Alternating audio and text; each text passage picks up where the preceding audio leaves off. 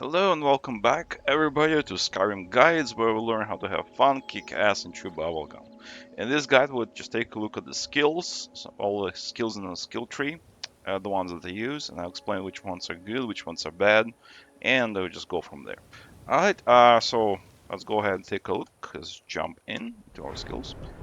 So I mostly used warrior and mage skills pretty much heavily. And I haven't actually worked much with rogue. I don't like rogue skills, not particular that type. So let's go ahead and take a look at some of the useful skills we have. All right, let's go ahead and start from the warrior. All right. So smithing skill is bread and butter of any warrior class. Allows you to modify weapons and armor way beyond their natural limits. So the smithing, you want to really have high value, not necessary to craft new armor, but to be able to improve new armor, existing armor. So, for example, the steel smithing will allow you to improve a very, very large range of armors and weapons, including the steel forged steel, Skyforge steel equipment, which is extremely very, very nice. All right. So once you master this, you have to choose either right side or left side of smithing. It's very expensive to go both ways. In here, if you want to go with heavy smithing, heavy armor smithing, you want to go on the right side. If you go with light armor, you want to go on the left side, basically. A few exceptions here. Advanced armor supports Nordic armor, which is heavy armor, and steel plate armor, which is also very heavy armor. So this supports both heavy and light, and it's pretty nice. Those armors are actually pretty nice in this territory. So it's okay to go this path if you are going with heavy smithing, heavy armor. In here, this is garbage. The armor weapons and armor just slightly better than steel.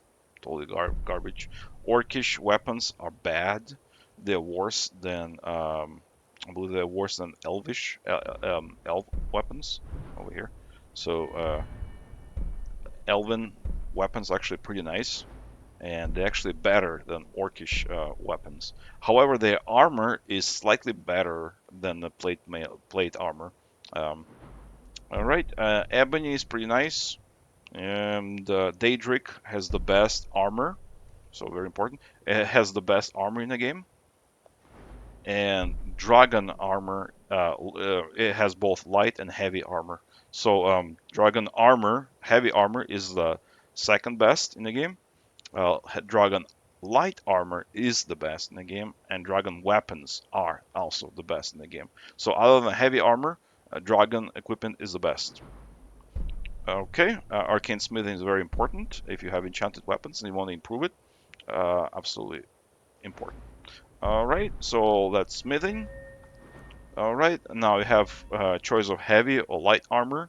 I made a video about it in another one comparing heavy to light armor. Both are pretty valid armors.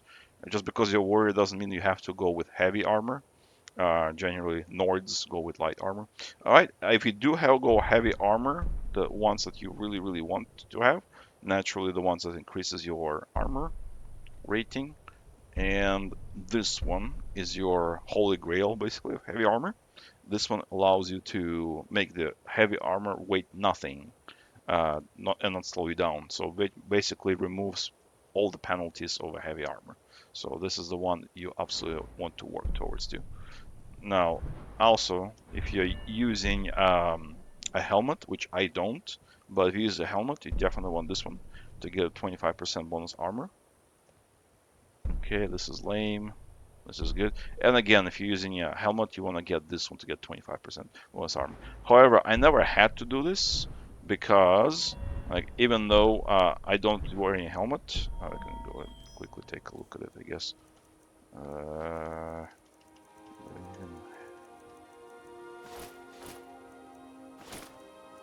All right, cool. So yeah, even without a helmet, as you can see, I got armor rating of 570. And if you look at my video previously, there's actually at 567 armor rating is when you achieve maximum uh, reduction, physical damage reduction of 80%. So after this, it's completely useless.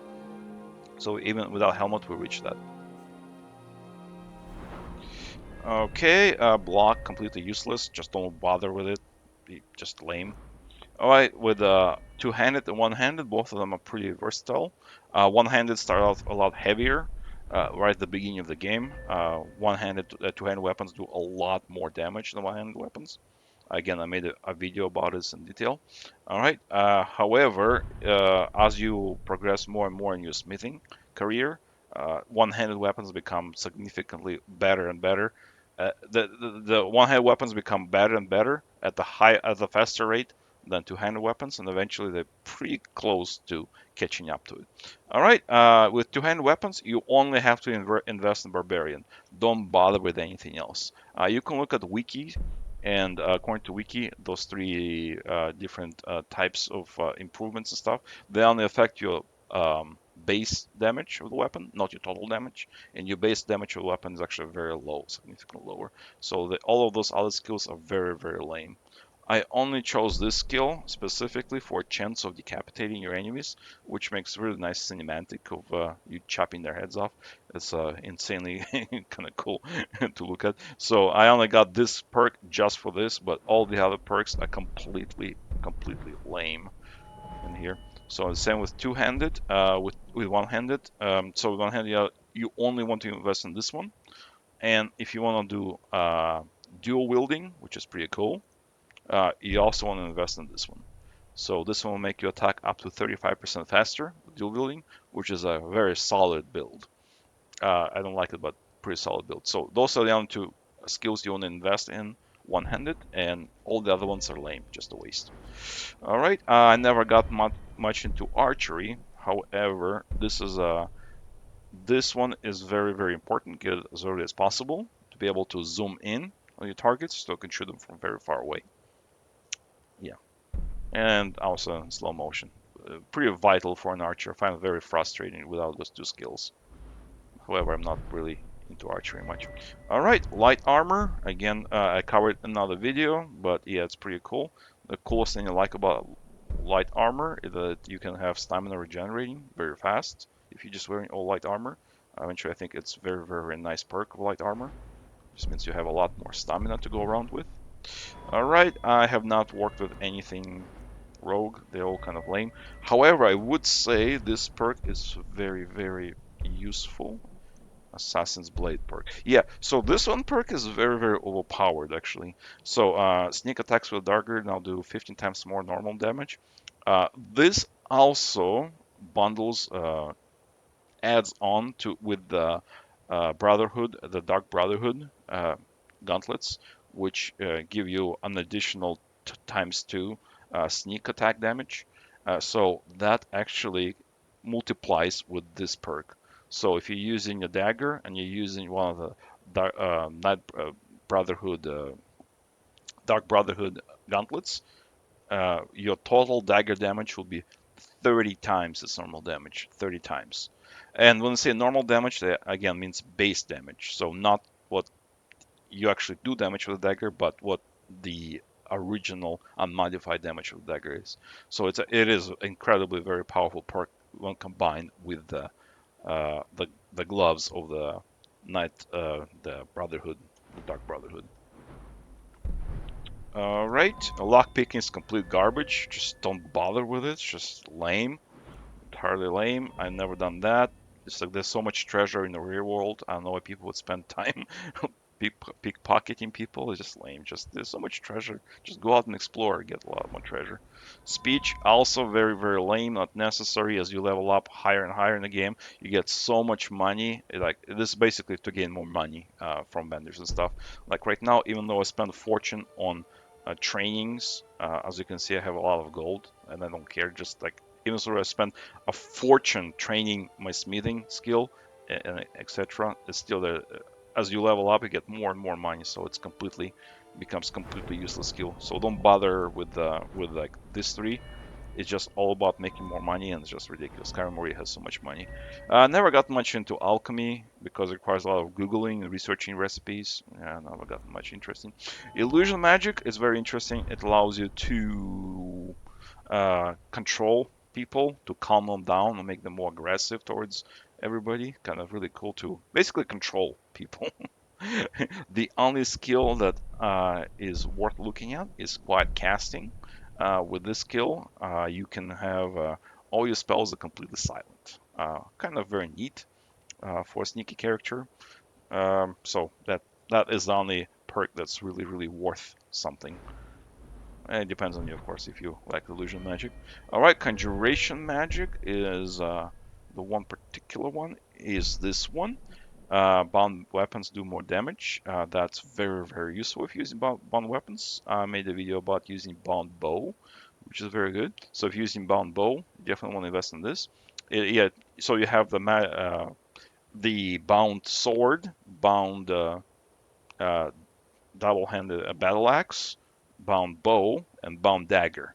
So all of them start out with like more or less steel quality, but after using this perk, many of them go to glass quality, and some of them go to daedric quality.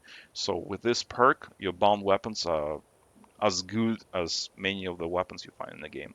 So yeah, if you use bound weapons, this is insanely powerful perk, which I actually used in my previous builds, but not much anymore.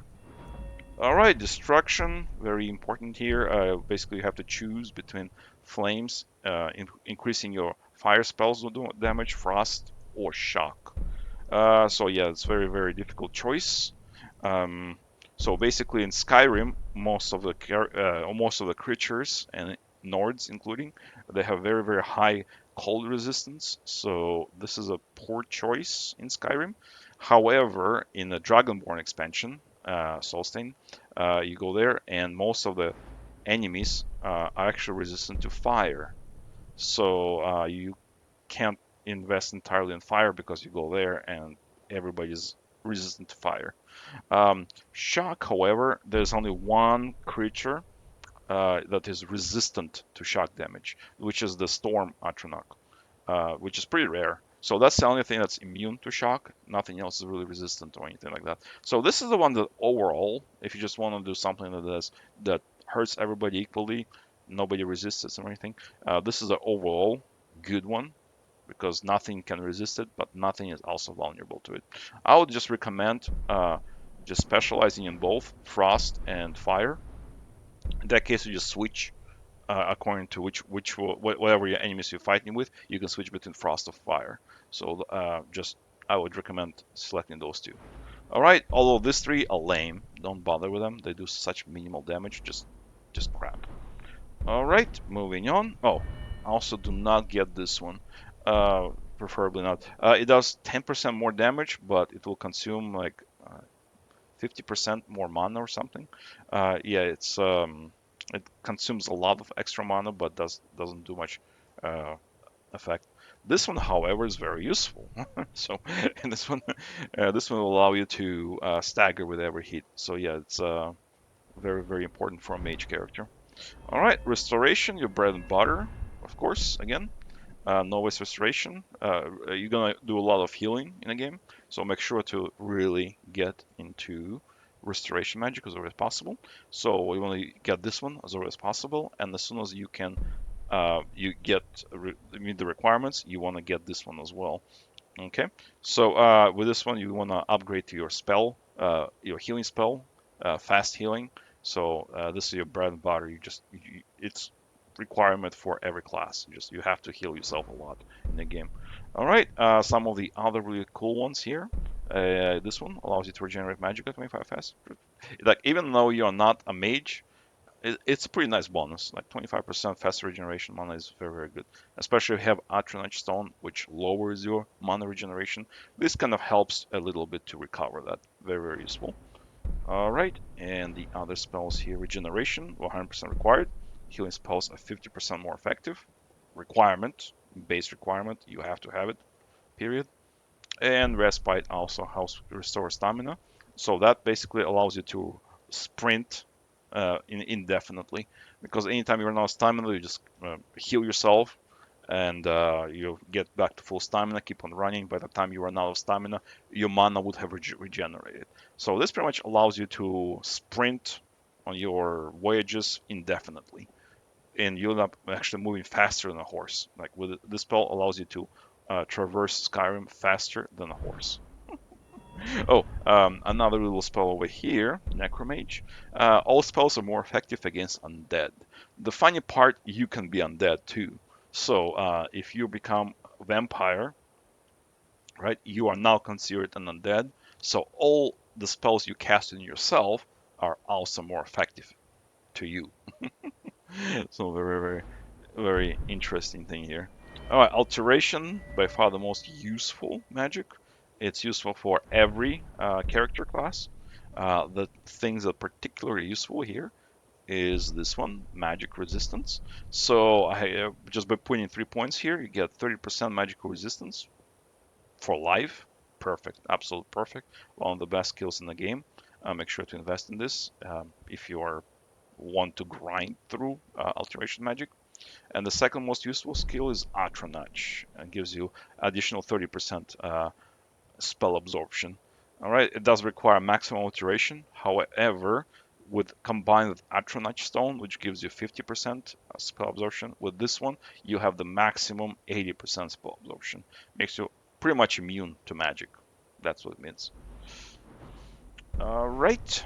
All right. Enchanting. I made several videos about it. Enchanting is the most useful spell skill in a game by far. It's like it just it makes you powerful in any way that you wish. So yeah, I made several videos about it, so I'm not gonna go in there. However, yeah, I just a small review. However, this is just completely game-breaking skill. It just makes you so very insanely powerful. All right, so yeah, this is all the skills that I highly recommend and skills I recommend skipping on. All right, hope that helps, and I'll see you on the next Skyrim guide video.